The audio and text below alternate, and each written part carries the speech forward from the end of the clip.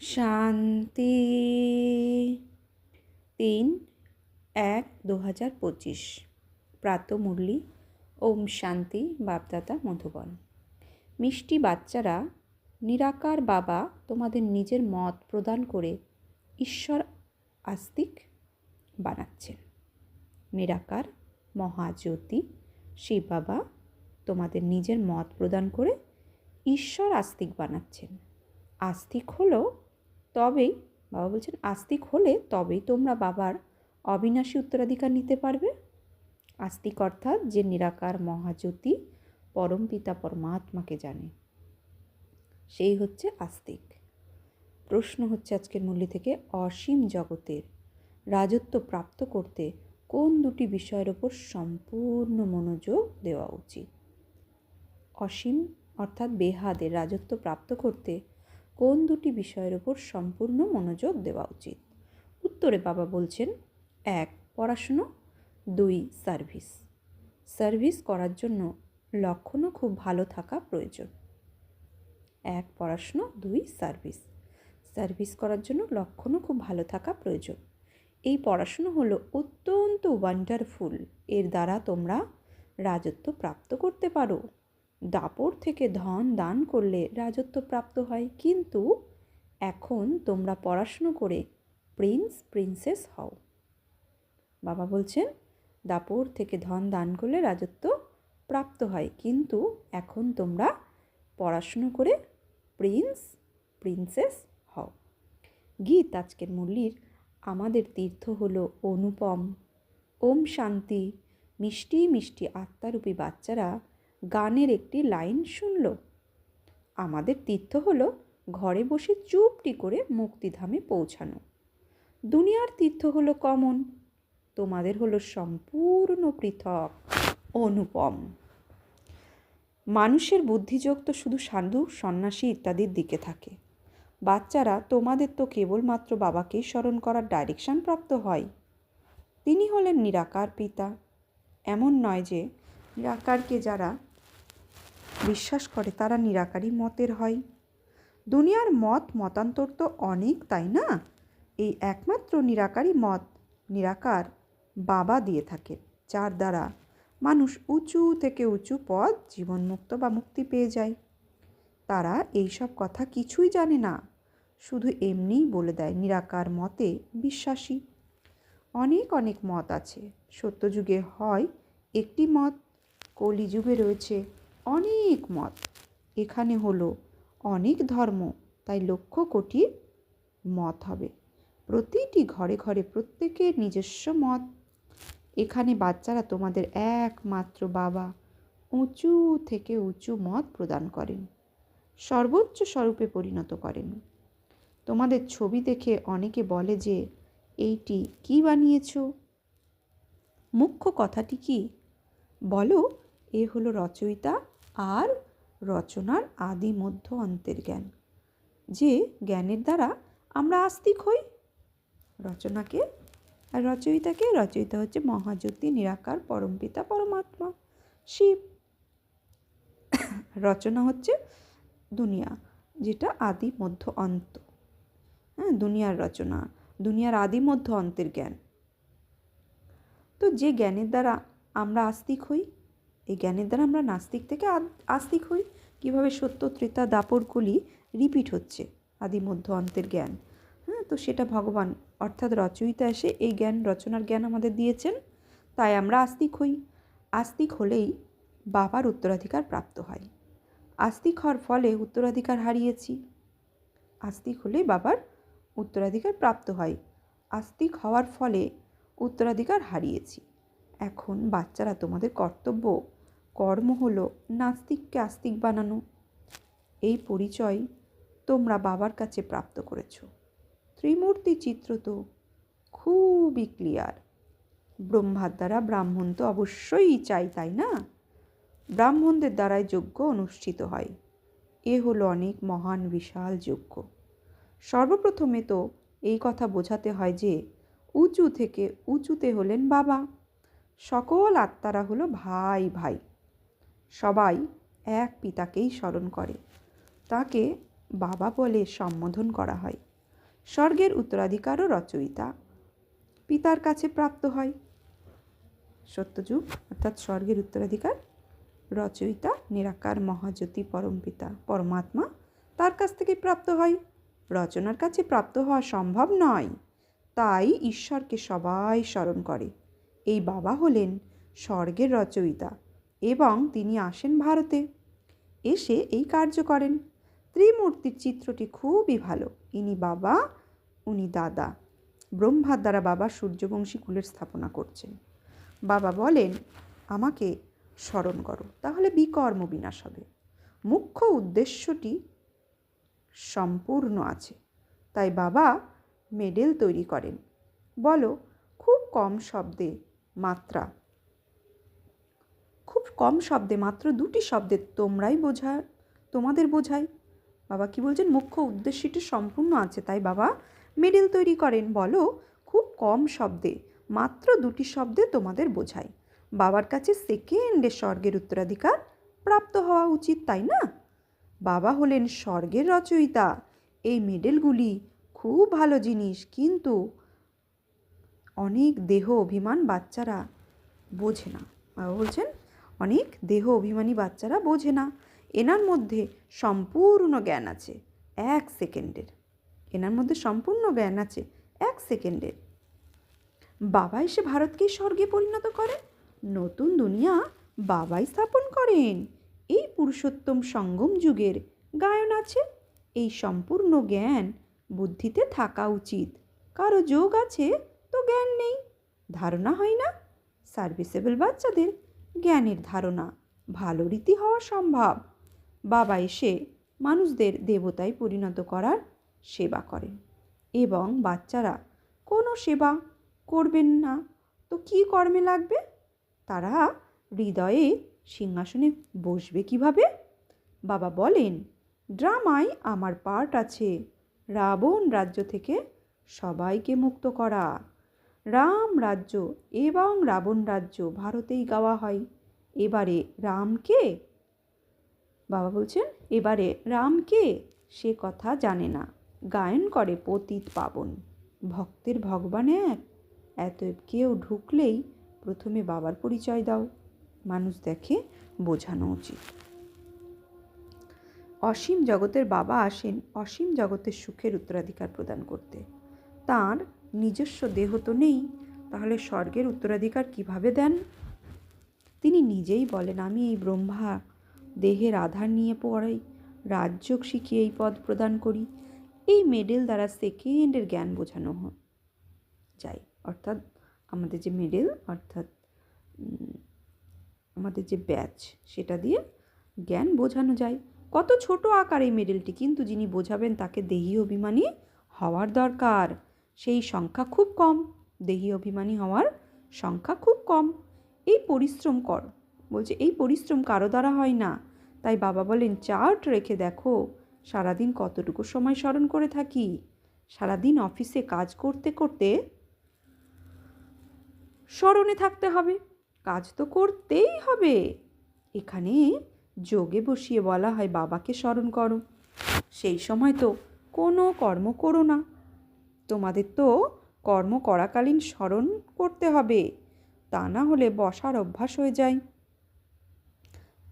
বসে থেকে যোগ করলে তাহলে বসে থেকে থেকেই যোগ লাগবে, এটার অভ্যাস হয়ে যাবে। তাই কর্ম করতে করতে আমাদের যোগের অভ্যাস করতে হবে, অর্থাৎ ন্যাচারাল যোগী, নিরন্তর। আর ন্যাচারাল যোগী হতে গেলে বাবা বোঝাচ্ছেন কর্ম করতে করতে যোগী হতে হবে। তো কর্মযোগী রূপে প্রমাণিত হবে।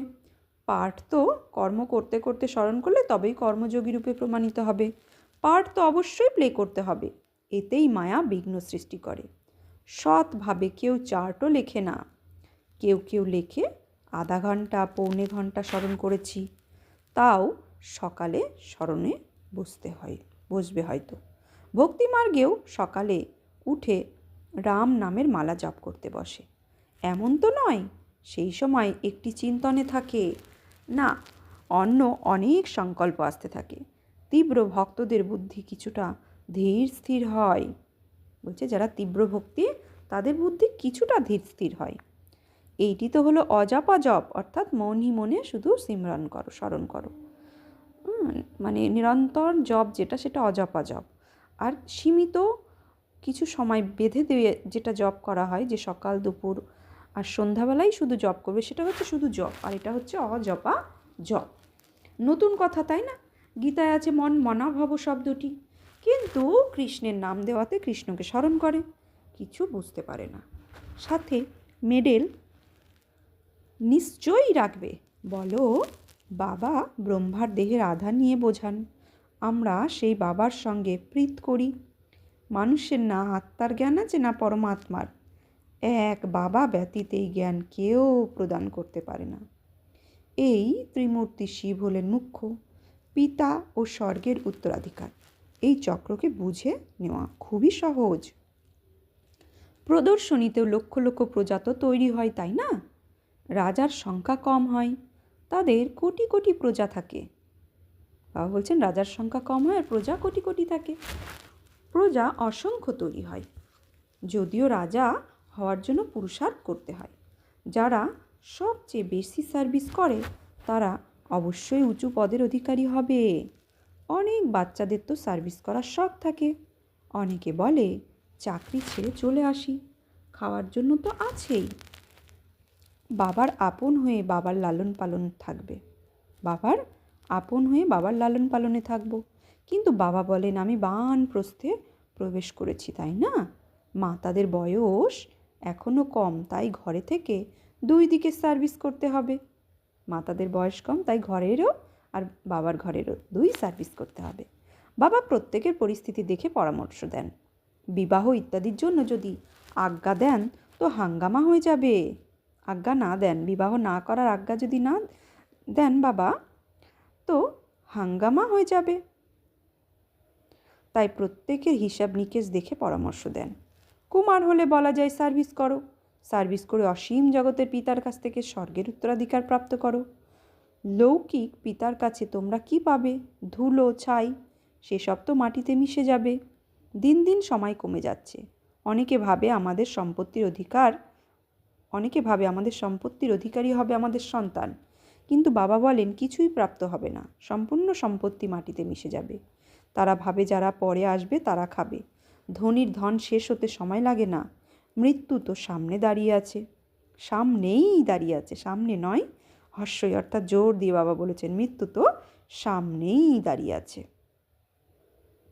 কেউ উত্তরাধিকার প্রাপ্ত করতে পারবে না, খুব কম জন আছে যারা পুরোপুরি বোঝাতে পারে। বেশি সার্ভিস করলে উঁচু পদের প্রাপ্তি হবে, এতএব তাদের সম্মান করা উচিত। তাদের কাছে শিখতে হয়, 21 জন্মের জন্য সম্মান করতে হয়, অটোমেটিক তারা উঁচু পদমর্যাদা প্রাপ্ত করবে। তো সম্মান তো যেখানে সেখানে করতেই হয়। নিজেরাও বুঝতে পারে যা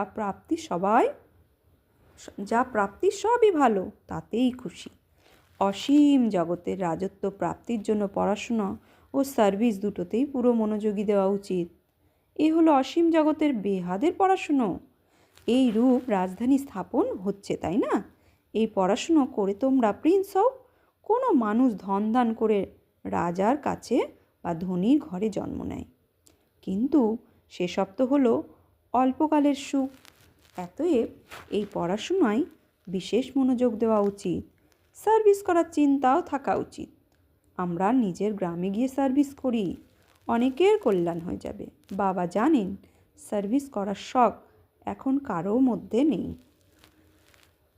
লক্ষণ তো ভালো থাকা চাই, এমন নয় যে ডিসসার্ভিস করে যজ্ঞের নাম বদনাম করে নিজেরও ক্ষতি করবে। বাবা তো প্রত্যেকটি কথার জন্য ভালোভাবে বোঝান। মেডেল ইত্যাদির জন্য কত চিন্তা থাকে, তখন বোঝা যায় ড্রামা অনুসারে দেরি হয়। এই লক্ষ্মী নারায়ণের ট্রান্সলাইট চিত্রটিও ফার্স্ট ক্লাস, কিন্তু বাচ্চাদের ওপর আজ বৃহস্পতির দশা তো কাল রাহুর দশা থাকে। ড্রামায় সাক্ষী হয়ে পাঠ দেখতে হয়। উঁচু পদের অধিকারী হওয়ার যোগ্যতা খুব কম জনের থাকে। এই গ্রহণ মিটে যেতে পারে, তবে জ্যাম করা সম্ভব। বলছে এই গ্রহণ মিটে যেতে পারে, তবে জ্যাম করা সম্ভব। পুরুষার্থ করে নিজের জীবন তৈরি করা উচিত, না হলে কল্পান্তরের জন্য সর্বনাশ হয়ে যাবে। বুঝবে কল্পপূর্বের মতন গ্রহণ লেগেছে, শ্রীমত অনুসারে না চললে পদপ্রাপ্ত হবে না। উঁচু থেকে উঁচু হলো ভগবানের শ্রীমত। এই লক্ষ্মী নারায়ণের চিত্র তোমরা ছাড়া কেউ বুঝবে না, বলবে চিত্র তো খুব ভালো বানিয়েছে। এই চিত্র দেখলেই তোমাদের মূল বাতান, সূক্ষ্ম বাতান, স্থূল বাতান সম্পূর্ণ সৃষ্টির চক্রবুদ্ধিতে এসে যাবে। তোমরা নলেজফুল হও, নম্বর ক্রম অনুযায়ী, পুরুষার্থ অনুসারে। এই সব চিত্র দেখে বাবা খুব খুশি হন। স্টুডেন্টদের তো খুশি হওয়া উচিত, তাই না? আমরা পড়াশুনো করে এইরূপ হই। পড়াশুনোর দ্বারাই উঁচু পদের প্রাপ্তি হয়, এমন নয় যে ভাগ্যে আছে। পুরুষার্থ দ্বারাই প্রালোভ প্রাপ্ত হয়। পুরুষার্থ করান এমন পিতাকে পেয়েছি, তার শ্রীমত অনুসারে না চললে দুর্গতি হবে। বাবা বলছেন পুরুষার্থ দ্বারাই প্রালোভ প্রাপ্ত হয়, আর পুরুষার্থ করান এমন পিতাকে পেয়েছি যিনি আমাদের পুরুষার্থ করান। পুরুষার্থ অর্থাৎ পুরুষ মানে আত্মা, রথ মানে এই শরীর। এই শরীররূপী রথে আমি আত্মা নিবাস করছি। এই অনুভবের, এই স্থিতিতে স্থিত হয়ে, এই অনুভবের দ্বারা যখন আমি হার কর্ম করব, তখনই আমি সচ্চা সচ্চা পুরুষার্থী, যেটা বাবা এসে আমাদের শেখান। অন্য কোনো সৎসঙ্গে আমাদের শেখান না তুমি নিজেকে আত্মা নিশ্চয় করে হার কর্ম করো। তুমি আত্মা, আত্মা জানা আর আত্মা স্বরূপে টিকে চলা আকাশ পাতাল তফাৎ। তো সেই জন্য পুরুষার্থ করান এমন পিতাকে পেয়েছি, তার শ্রীমত অনুসারে না চললে দুর্গতি হবে। সর্বপ্রথমেই মেডেল নিয়ে বোঝাও, তারপর যারা যোগ্য হবে তারা বলবে আমরা এই মেডেল পেতে পারি। হ্যাঁ, কেন নয়? যে এই ধর্মের হবে জ্ঞানের তীর লাগবে, তার কল্যাণ হওয়া সম্ভব। বাবা তো সেকেন্ডে হাতের মুঠোর স্বর্গ প্রদান করেন, এতে খুশি হওয়া উচিত। তোমরা শিবের ভক্তের এই জ্ঞান দাও। বাবা বলো, শিব বাবা বলেন আমাকে স্মরণ করো, তো রাজা হয়ে যাবে। সারাদিন এই সার্ভিস করো। বিশেষ করে বেনারসে শিবের অনেক মন্দির আছে, সেখানে ভালো সার্ভিস হতে পারো। কাউকে তো পারে। খুব সরল সার্ভিস, কেউ করে দেখো, খাবার তো পাবেই, সার্ভিস করে দেখো। সেন্টার তো সেখানে আছেই। সকালে যাও মন্দিরে, রাতে ফিরে এসো। সেন্টার বানিয়ে দাও। সবচেয়ে বেশি সার্ভিস তোমরা শিবের মন্দির করতে পারো। উঁচু থেকে উঁচু হলো শিবের মন্দির। মুম্বাইতে বাবুলনাথের মন্দির আছে, সারা দিন সেখানে গিয়ে সার্ভিস করে অনেকের কল্যাণ করতে পারো। এই মেডেলটি যথেষ্ট, ট্রায়াল করে দেখো। বাবা বলেন এই মেডেলটি লক্ষ কেন? 10 লক্ষ করে বানাও। লক্ষ কেন? বাবা বলছেন মেডেলটি লক্ষ কেন? 10 লক্ষ করে বানাও। বয়োজ্যেষ্ঠরা ভালো সার্ভিস করতে পারে, অসংখ্য প্রজা তৈরি করতে হবে। বাবা শুধু বলেন আমাকে স্মরণ করো, মনমনোভব শব্দটি ভুলে গেছো? ভগবান উবাচও আছে না, কৃষ্ণ ভগবান নন, সে তো 84 জন্ম নেয়। সেই বাবা এই কৃষ্ণকেও এই পদ প্রাপ্ত করান, তাহলে ধাক্কা খাওয়ার কি দরকার? বাবা তো বলেন শুধু আমাকে স্মরণ করো। তোমরা সবচেয়ে ভালো সার্ভিস শিবের মন্দিরে গিয়ে করতে পারবে। সার্ভিসে সফলতার জন্য দেহি অভিমানী অবস্থাতে স্থিত হয়ে সার্ভিস করো। মন পরিষ্কার তো মনোবাঞ্ছাপূর্ণ। বেনারসের জন্য বাবা বিশেষ পরামর্শ দেন। সেখানে বানপ্রস্থীদের আশ্রয় আছে। বলো আমরা ব্রহ্মার সন্তান, ব্রাহ্মণ। বাবা ব্রহ্মার দ্বারা বলেন আমাকে স্মরণ করো, তো বিকর্ম বিনাশ হবে। বাবা বলছেন অন্য কোনো উপায় নেই। সকালে থেকে রাত পর্যন্ত শিবের মন্দিরে বসে সার্ভিস করো। তো অর্থাৎ চেষ্টা করে দেখো। শিব বাবা নিজে বলেন আমার অনেক মন্দির আছে, তোমাদের কেউ কিছু বলবে না, বরং আরও খুশি হবে। ইনি তো শিব বাবার মহিমা বর্ণনা করেন। বলো এই ব্রহ্মা, ইনি হলেন ব্রাহ্মণ, কোনো দেবতা নন। ইনিও শিব বাবাকে স্মরণ করে এই পদ প্রাপ্ত করেন। এনার দ্বারা শিব বাবা বলেন মামেকম স্মরণ করো। কত সহজ। বৃদ্ধ জানেন কেউ অপমান করবে না, বৃদ্ধজনের কেউ অপমান করবে না। বাবার নির্দেশ, বৃদ্ধ যে আছে তারা অপমান করবে না। বেনারসে এখনও ততখানি সার্ভিস হয় না। মেডেল বা চিত্র দ্বারা বোঝানো খুব সহজ। কেউ যদি গরিব থাকে তাহলে বলো তোমাদের জন্য ফ্রি। কেউ ধনী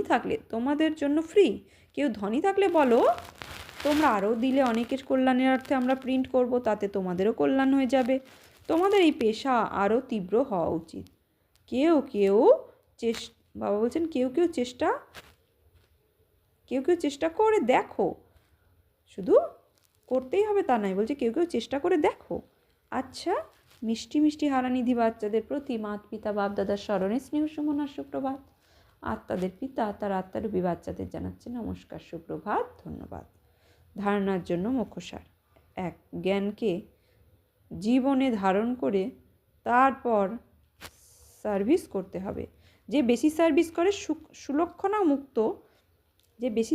সুলক্ষণাযুক্ত হয় তাদের সম্মান অবশ্যই করতে হবে। 2. কর্ম করাকালীন স্মরণে থাকার অভ্যাস করতে হবে। সার্ভিসের সফলতার জন্য নিজের অবস্থা দেহি অভিমানী বানাতে হবে, মন পরিষ্কার রাখতে হবে। বরদান, সকল সমস্যার বিদায় সমারোহ পালন করে সমাধান স্বরূপ ভব। সকল সমস্যার বিদায় সমারোহ পালন করে সমাধান স্বরূপ ভব। সমাধান স্বরূপ আত্মাদের মালা যখন তৈরি হয়, যখন তোমরা নিজেদের সম্পূর্ণ স্থিতিতে সম্পূর্ণ স্থিতিতে সমস্যাগুলিকে শৈশবের খেলা অনুভব হয়, অর্থাৎ সমাপ্ত হয়ে যায়।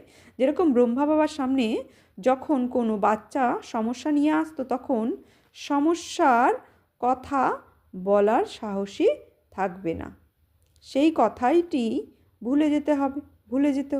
এইরকম তোমরা বাচ্চারাও সমাধান স্বরূপ হও, তাহলে অর্ধেক কল্পের জন্য সমস্যাগুলির বিদায় সমারোহ হয়ে যাবে। বিশ্বের সমস্যাগুলির সমাধানই হলো পরিবর্তন। স্লোগান, যারা সদা জ্ঞানের চিন্তন করে তারা মায়ার আকর্ষণ থেকে বেঁচে যায়।